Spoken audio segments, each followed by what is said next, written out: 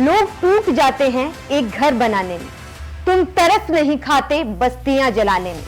बशीर बद्र साहब की ये शायरी की लाइनें इस वक्त शायद इजराइल और हमास की जंग के बीच बहुत ही छोटी हैं, क्योंकि यहाँ बस्तियां नहीं पूरे के पूरे शहर को तबाह किया जा रहा है। न जाने कितने ही घर के परिवारों को जंग ने हमेशा के लिए नींद में सुला दिया, और ये जंग कब विश्व युद्ध में बदल जाए कोई कुछ नहीं कह सकता। नमस्कार, मैं हूं आपके साथ कामिनी झा और आप देख रहे हैं news one India. Israel Hamas के बीच जंग का चौथा दिन है। इस दौरान पूरी दुनिया ने कई दिल दहला देने वाली तस्वीरें और वीडियो देखी, क्योंकि इस जंग में मरने वाले सिर्फ वही लोग नहीं हैं जिन्होंने जंग की तैयारी की थी। इसमें मरने वाले वो लोग भी हैं जिन्हें एक सुकून भरी जिंदगी चाहिए थी, जिनका जंग से कोई वास्ता नहीं था। किसी वीडियो में हमास का आतंकवादी महिलाओं के साथ क्रूरता करता हुआ दिख रहा है, तो किसी वीडियो में इजरायली हमले में मरे अपने बच्चे को फिलिस्तीनी पिता गोद में आखिरी नींद सुला रहा है।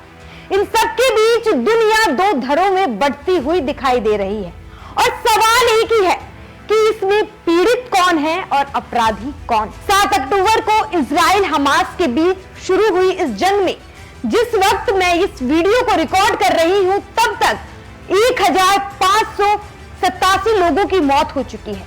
इसमें इजराइल के 900 लोग मारे गए हैं, वहीं 2300 लोग घायल हैं। वहीं फिलिस्तीन में 687 लोगों की जान जा चुकी है। इसमें गाजा पट्टी के 140 बच्चे हैं, साथ ही 3726 लोग घायल हैं। इतनी मौतें होने के बाद भी ये जंग खत्म होती हुई दिखाई नहीं दे रही है। टाइम्स ऑफ इजराइल के मुताबिक इजरायली सेना ने गाजा बॉर्डर पर कब्जा कर लिया है। सेना ने कहा कि उसने सोमवार की रात गाजा के करीब 300 जगहों को निशाना बनाया। इस जंग में इजराइल के करीब 120 से ज्यादा सैनिकों की मौत हो चुकी है। आपको बता दें कि इजराइल के रक्षा मंत्री ने सोमवार को पूरी गाजा पट्टी पर कब्जा करने का आदेश दिया था। गाजा पट्टी पर कब्जा के बाद हमास कहां से शांत रहने वाला था। उसने भी धमकी देते हुए कहा कि वो इजराइल के पकड़े गए करीब 150 बंधकों को मौत की घाट उतारने जा रहा है। इजराइल के प्रधानमंत्री बेंजामिन नेतन्याहू ने पहले ही कह दिया था कि हमास का ये हमला उसकी सबसे बड़ी गलती साबित होने वाली है। जंग भले ही उसने शुरू किया है, लेकिन इसे खत्म इजराइल ही करेगा।